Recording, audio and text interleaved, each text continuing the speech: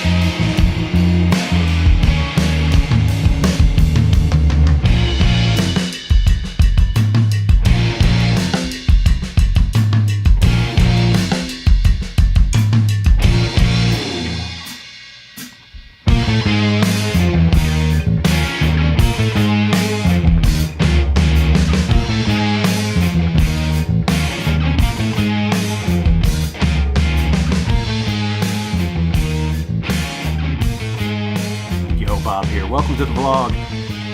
Let's jump right into it. As many of you know, it is Namm Week. That's the National Association of Music Merchants. Happens in California. Me, myself, I'm here at home watching it all go down on the web. There are a few products that I would like to speak on, though, that have intrigued me, and I have some commentary that I feel I must share. The first one would be the Shure LP style guitar that they have coming out. John is supposedly involved in the building of each of these guitars. It's a limited run. They're about $8,000 a piece. Very beautiful, very, very fancy guitars. Possibly a little too fancy for me. And I have a very fancy guitar right here. That said, he has made statements that he always wanted a very deep dish LP style guitar, and that this one is based off of a real 59 top. And well, this is what I'll say about that. I'm not doubting anything he's saying. All I'm saying is that's a very deep dish. Very cool. I love that. I really do. I love a deep dish on the top of an LP, if you know what I mean. But, you know, I don't know. $8,000. It's very, very fancy. That's all I'm... cool to see Sir come out with something like that. Not really something I'm that interested in. I'm good to go on the Les Paul thing. And not only that, but if the neck shape is not right, it's not really going to feel like a real Les Paul. It's going to be kind of weird. So, if it's any of the Sir neck shapes, I don't know. I'm gonna wait to pass judgment on that product. Now, the next thing that I would like to talk about is the Empress. I don't know how to say this, but I think it's Zoya, the Empress Zoya. And it's basically a like strange looking drum machine type thing with all these little pads on it.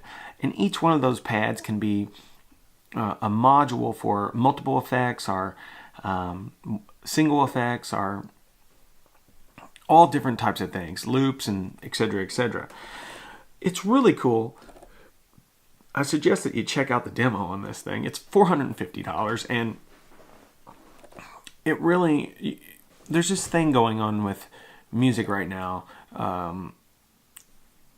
where everything is kind of moving towards this kind of ambient, kind of electronic synthy kind of thing. And a lot of the pedal designers are kind of shifting slowly and kind of on the down low to like making a lot of pedals and things for synths, or for guitar and synth.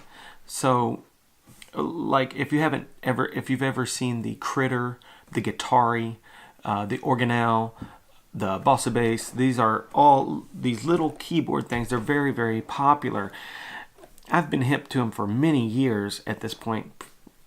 several years ago they came out, and I knew about it almost instantly. But now you're really seeing them used a lot. People are making music with them finally. And a lot of pedal manufacturers are kind of on the DL, just kind of making pedals that work with synth and guitar. And you know, keyboard players and stuff have always used guitar effects. They'll put them on top of the keyboard there and twist the knobbies and stuff. So it's nothing new. But what I'm saying is, I think manufacturers are, you know, really kind of gearing their product toward that direction right now. Except for a few, like Dunlop. So let's get into that. Dunlop has a new, few new pedals, but the one I want to talk about is one called the Sugar Drive, which appears to be a Klon in a mini pedal format. It sounds great. It's $119. Looks pretty cool. Watching the videos online, it has kind of annoyed me, like the way that they speak about it. They refer to it as a mythical circuit, and I've even heard them in talking to interviewers say, we added a charge pump. No, it's always had that. That takes it to 18 volts. You didn't add shit. That's not your ideal. None of it is. You know, I don't understand why they can't just say, yeah, we're ripping off Bill Finnegan because everybody else is doing it and they're making a bunch of money and we're not making any of that money, so we want in on it. It's the pedal world and the guitar world in general. I mean, for crying out loud, I just talked for 3 minutes about another guitar manufacturer just straight up copying a Gibson guitar. Now, I'm not taking up for Gibson. They've done their fair share of unsavory stuff. But in the musical instrument world, people just have no couth because there's nobody policing it, really. And there's definitely no honor. And I'm not helping because I've bought many of products that are clones or direct copies or modified versions of all sorts of pedals. But sometimes it's just like, just say it. If you're gonna put a Klon in a mini pedal, just say, yeah, this is a Klon in a mini pedal. We're selling it for $119 as opposed to $2,000. You know, I would like to question them. Do you have the correct diodes? Is it the full Klon circuit, or is it just a circuit that sounds like the Klon? What do you got going on in there? But, it really irritates me when they kind of beat around the bush about it a little bit. So that's it. Speaking of clone pedals, I don't know what you even call this thing, but JHS, who is well known for using other people's designs to great effect, and also some of their own original stuff, they have a new pedal out called the Bonsai, which is like a multitude of Tube Screamer pedals and Tube Screamer type pedals, all the way from Boss pedals to all the way to every iteration of the Tube Screamer. And according to what I've seen, they're using some like a rail system to basically bring components in and out to actually duplicate the exact circuits of these pedals. Yeah, it's cool. One Tube Screamer sounds about like the next. So why you would need 12 of the same sound, or however many, whatever. It's a very cork sniffery type situation. So, it is what it is. I feel compelled to say something about Strymon. They've come out with a new type of, basically a new Euro rack unit that is kind of based off the L cap. which is more of what I'm talking about. Like, you know, Strymon is just kind of going all the way to this kind of like making Euro rack units and kind of modular synthy type of, you know, units and things like that. So the trend is really moving in that direction, you know, because there's a lot of these newer kind of bands that use those kind of sounds. And, you know, that's neither here nor there. It's just an observation. I like a lot of that stuff. That said, yeah, you know, that's just a few of the products that I saw and I liked and or didn't like or had interesting feelings about. If anything else comes to mind, I'll put it on a video, but as of right now, I'm just going to let that lie there.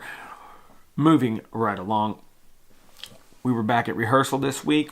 I'm going to put up a little bit of footage of that. I had some new song ideas that we were kind of working on, so I will put that footage up. I'm also going to head on a little trip to the what they call the Derby City Classic pool tournament. I'm going to go check that out. Maybe grab a bite to eat. No telling what, maybe I might check out some music around town here. So stay tuned, like, subscribe, tell a friend. Good news and bad news. YouTube, if you sent me a little email that if you don't have 4,000 hours of watchers each month, you can't monetize anymore. So I suspect that next month all the vlogs will be ad-free because I don't have 4,000 hours of people watching, and I'm going to lose my monetization. Yes, monetization. I'm going to lose that. So, way to go, YouTube.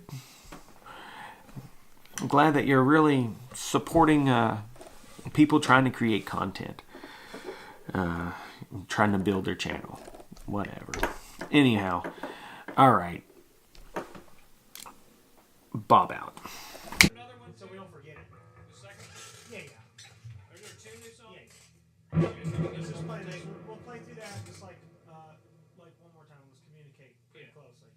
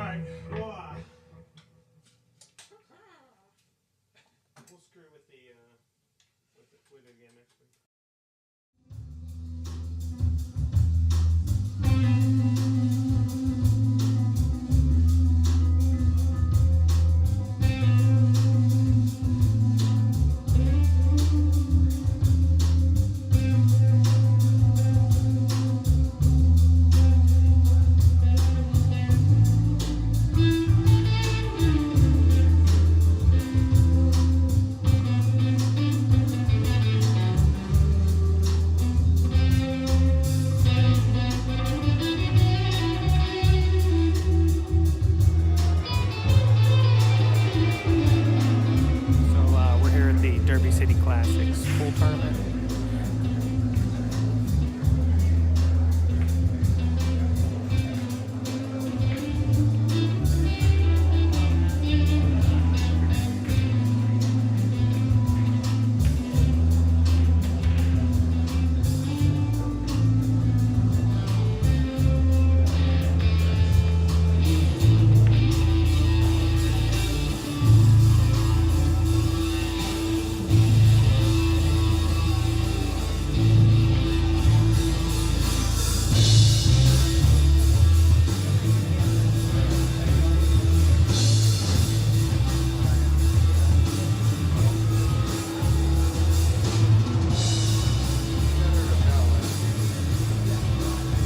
So we're at the Derby City Classic, which is a pool tournament that takes place in the Horseshoe Casino. And behind me, for young kids that don't know, this is a cigarette machine.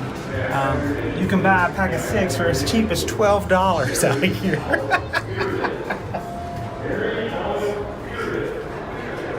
Hilarious. The seething seals our fate. Who's to say who's right or wrong? The glass clown gets his way. History writes a song, and the seething seals our fate.